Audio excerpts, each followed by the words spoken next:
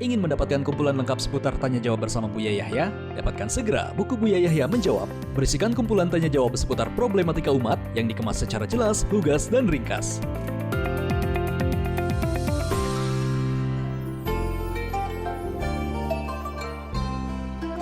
Baik Buya, nampaknya telah masuk satu penelpon. Kita sapa terlebih dahulu. Assalamualaikum. Waalaikumsalam. Salawatnya Ibu. Allahumma sholli ala sayyidina Muhammad wa ala sayyidina Muhammad. Dengan Ibu siapa, dari mana? Dari Fika di Bali. Silakan bisa bertanya Mana? langsung Di kepada Bali? di Bali. Bu. Ya. Silakan bisa bertanya langsung kepada Buya Yahya. Begini Bu ya, ceritanya 2 minggu setelah saya kuret, ada banyak masalah di rumah tangga saya. Sebentar. Anda dikuret. Ya, keguguran Bu ya. Baik, terus? Nah, terusan kan posisi kan suami saya di Bali, saya kan di Jawa. Terus suami pulang setelah 2 minggu setelah kuret, suami saya balik ke sini. Ya masalahnya dari pihak mertua, terus keluarga memojokkan saya gara-gara masalah keturunan seperti itu Bu ya. Terus saya marah, emosi, langsung saya minta cerai, salahnya saya di situ Bu ya. Terus? Nah, terus suami posisi pas saya telepon itu dalam keadaan sakit dan tidur, terus saya minta seperti itu. Saya bilang saya pengen beresin semuanya, saya pengen ke pengadilan, saya bilang seperti itu. Terus suami saya bilang seperti ini, kalau kamu pengen kayak gitu ya urusin aja, kalau kamu pengen ke pengadilan berangkat aja. Langsung saya matiin teleponnya Bu ya. Lalu malamnya saya telepon lagi ke suami saya pengen istilahnya pengen bertabayun dulu. Apa maksudmu bilang seperti itu tadi? Lah kamu pengen atau enggak gitu? Ya aku nggak pengen. Ya udah, meskipun kamu pengen, kalau aku nggak ngizinin, kalau aku nggak menjatuhkan talak, ya tetap nggak jatuh tuh. Tapi sebelum saya telepon itu, salahnya saya Bu ya. Kenapa kok saya nggak tanya ke Ustadz, tapi saya tanyanya di Google dan YouTube bahwa apa yang dikatakan suami itu sudah terjatuh talak. Langsung saya memaksa suami saya, nggak bisa Mas, mau nggak mau kamu bilang tadi itu sudah jatuh talak. Loh, siapa yang bilang? Meskipun kamu ke pengadilan loh, kalau aku nggak menjatuhkan talak, yang nggak jatuh, ya nggak bisa Mas. Talak itu ada 2, talak sarih dan talak kinayah. Yang Mas itu udah termasuk talak, mau nggak mau Mas itu udah nalak saya. Terus suami saya bilang, ya udah kalau gitu aku nalak sampean gitu Bu ya. Apa itu sudah jatuh talak? Sebelumnya saya juga sudah tanya ke Ustadz di sini, masih belum percaya terus Bu ya. Sampai 5 Ustadz saya datangi, ada yang bilang bisa jadi talak 1 tapi belum terangkat, ada juga yang belum begitu Bu ya. Mohon penjelasannya Bu ya. Masya Allah. Yang ya, perlu memperbaiki semuanya. Masya Allah. Terima kasih Bu ya. Assalamualaikum. Waalaikumsalam warahmatullahi wabarakatuh. Saudari yang semoga dimuliakan Allah, mungkin yang perlu kami benahi adalah Anda sendiri dan orang seperti Anda, wanita-wanita yang terburu-buru, marah sedikit langsung minta cerai. Di mana sih nggak ada permasalahan dalam hidup nih? Anda kalau sudah masuk surga baru tidak ada permasalahan. Bisa jadi karena sensitifnya Anda. Mertua bilang kok belum punya anak, dianggap protes, komplain nggak punya anak, nggak terima. Hanya sih kok belum punya anak, kenapa? Kuret itu kan keguguran, berarti kan punya anak. Siapa yang disalahkan? Bukan mungkin berharap besar Anda anggap beliau menyalahkan Anda. Jadi perlu ditata diri Anda sendiri. Dan orang yang seperti Anda, jangan gampang sensitif dong, jangan gampang tersinggung deh. Sampai minta cerai. Nah ini kok sampai derajat seperti itu bagaimana? Wanita harus berpikir, memang subhanallah maha bijak Allah yang meletakkan cerai itu pada memberikan hak cerai kepada kaum pria. Kalau seandainya hak cerai diberikan kepada wanita, itu baru nikah 2 hari banyak bubar itu nanti. Nah, memang Anda tidak boleh seperti itu. Anda harus berbenah diri. Baik, kemudian subhanallah, Anda sampai memaksa kepada suami. Suami mengatakan, ya kalau kamu mau urusi, ya bukan cerai dong, lama manapun ngomong itu. Kalau ngomong aja urusi, maksudnya apa?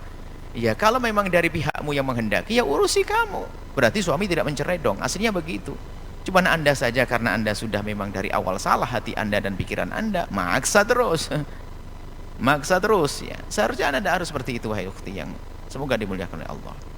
Rumah tangga itu memang selalu ada permasalahan. Rumah tangga siapa saja. Rumah tangga baginda Nabi ada permasalahan antara Sayyidat Aisyah dengan Rasulullah. Tapi permasalahan yang ada memang Allah buat untuk jadi contoh buat kita gimana cara menyelesaikannya. Seperti itu. Kemudian Anda memaksa nanya ke Ustadz Kiai Haji Google. Akhirnya Anda bingung kan? Sudah tanya kepada Ustadz di sana sini. Anda sudah tanya, Anda jangan-jangan Anda was-was cerai. Hidup itu bukan ngurusi cerai, hidup ngurusi keindahan. Hidup ngurusi cerai, ini Anda ini bagaimana? Jangan hidup Anda ngurusi cerai, bingung ke sana kok Ustaz tanya cerai gimana cerai sini. Anda ini salah. Hidup itu untuk cari damai, bukan cari cerai. Yang diurusi adalah bagaimana rumah tangga semakin baik, gimana halal haram, bukan urusan cerai. Baik ini, Anda saya tegur. Anda berani bertanya, Anda siap ditegur. Memang begitu kan, kayak saya begitu. Makanya jangan berani tanya siapapun kecuali siap ditegur. Karena saya cinta kepada siapapun yang bertanya, apalagi yang bermasalah, Anda yang punya bersangkutan masalahnya. Kemudian Anda memaksa suami menanya gini, akhirnya suaminya yang sudah tidak, sampai Anda tanya sini, tanya Ustadznya salah, ngomong itu sudah kinayah. Nah suaminya tidak niat kok masih dipaksa kinayah. Kalau kamu mau, kalau kamu cerai ajukan. Ya enggak, kinayah pun enggak. Kalau kamu cerai ajukan, kan ada cara mencerai melalui mahkamah. Itu pun kinayah juga tidak.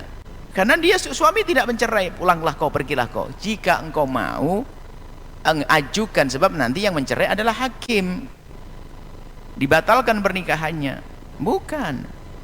Ya karena salah dianggap sudah cerai. Sudah anggapannya cerai, Anda maksa suami. Suami sumpah, sudah kalau begitu kamu saya cerai, ya jatuhnya saat itu. Ya sudah, Anda dicerai. Karena dia sudah ngomong, kalau engkau minta begitu, ya sudah, kamu aku cerai sekarang. Ya itu jatuhnya satu, bukan yang dulu. Berarti Anda sudah cerai dengan omongan yang Anda ceritakan. Cerai satu, wahai saudariku. Anda masih bisa kembali kepada suami. Tapi Anda tidak perlu kembali kepada suami kalau cara Anda masih belum benar. Nanti Anda nikah sehari minta cerai lagi kalau sifat Anda masih sama. Sebab dalam kisah ini suami Anda tidak punya masalah kok. Yang masalah keluarganya kok, bukan suami Anda. Suami Anda baik-baik kan, nggak mau mencerai juga kan. Sampai kapanpun mengatakan tidak akan cerai, kan gitu. Kalau saya tidak menjatuhkan cerai, berarti suami Anda tahu, dan suami Anda tidak ingin mencerai Anda. Sampai ngomong, sampai kapanpun kalau saya tidak mengatakan cerai, nggak akan jatuh cerai kalau dari saya.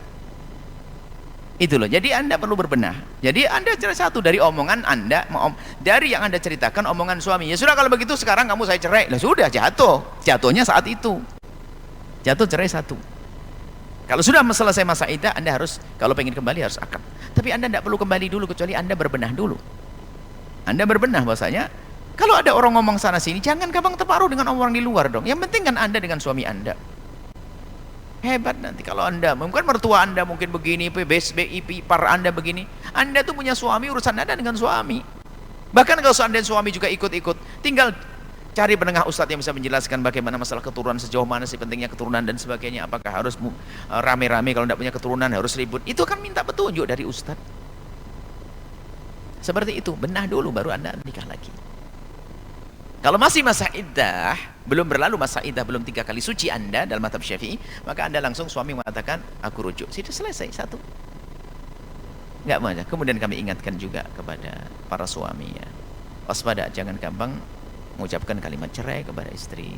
Jangan gampang-gampang cerai. Kemudian kami nasihatkan kepada semuanya, keturunan itu, jangan dengan tidak adanya keturunan hidup Anda tidak indah.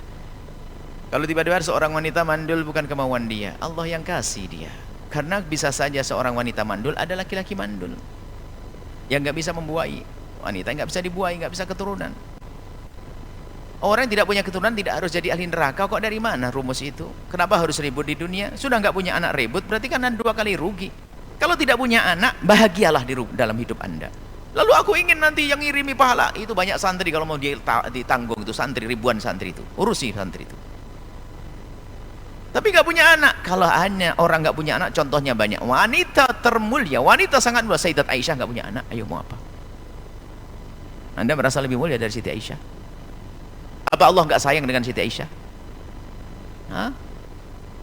Ini maksudnya kalau ternyata tidak punya anak, maka yang merasa dirinya itu adalah subur harus lebih lemah lembut dengan yang tidak subur. Misalnya istri Anda mandul. Semoga tidak semuanya ini istri punya anak semua. Anggap saja seorang suami punya istri mandul, nggak bisa dibuai karena pasal. Maka Anda harus lemah lembut. Kenapa? Dia sedihnya nggak ada habis-habisnya. Kenapa? Dia merasa tidak bisa memberikan keturunan buat suaminya. Bukan malah disakiti, dicaci, diolok. Astagfirullah, Anda marah dengan Allah kalau begitu. Begitu sebaliknya seorang istri, kalau menemukan suaminya ternyata mohon maaf tidak bisa membuahi, maka tidak akan punya keturunan. Maka dia itu sedih dengan keadaan semacam itu. Justru jangan malah dipojokkan. Memang mojokkan siapa? Orang dibuat oleh Allah begitu kok. Anda merendahkan dong. Jadi besarkan hatinya abang tidak.